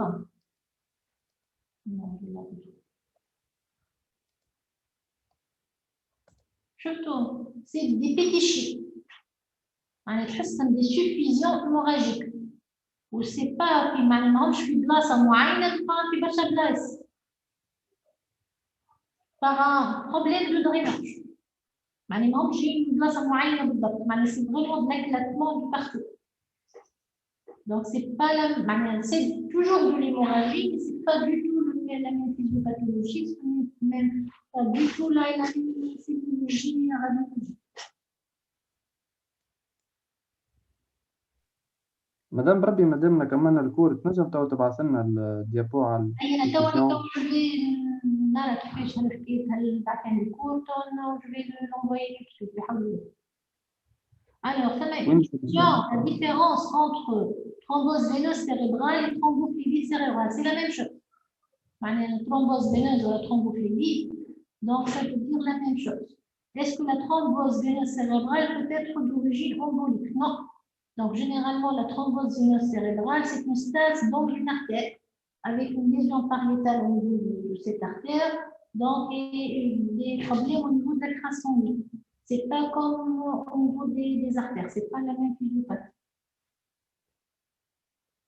Alors, quel est le débit sanguin au-dessous duquel on peut avoir un AVC ischémique? Le niveau est 12. Pour les trucs comme elle a déjà. Le physiopathe, il a. Voilà. Voilà. Déjà, au-delà, théoriquement, la perfusion, le débit sanguin, il faut bien 50 وال 50 وال 150. Donc, le débit sanguin, il est normal. Mais أقل من 50, نوليو déjà نطيحو في l'oliguémie. Donc, il y aura une extraction comme une façon d'adaptation. Il y aura l'augmentation de l'extraction d'oxygène. Bien 10 ou 20, donc ça sera la zone de paiement. Ou tard de 12 à 10, donc il y a un infarctus. Donc la cellule nerveuse ne peut plus tolérer. Alors je pense que je dois finir.